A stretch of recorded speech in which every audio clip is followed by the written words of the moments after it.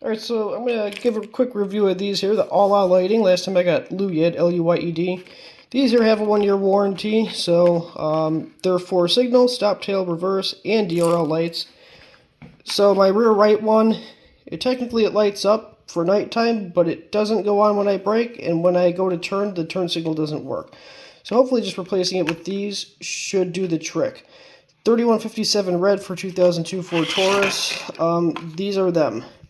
As you can see, they have the LEDs on this side. I think those are more for turning, and this here might be those 3 LEDs for the bright red, maybe? We'll see. These are how many lumens? Give me a sec. And also, that right there is the ASIN for people who just want to look up the exact thing. Just type that into Amazon search and you'll get the exact product. That's my problem. You'll all solve it. Check out the hook while DJ rip bulbs.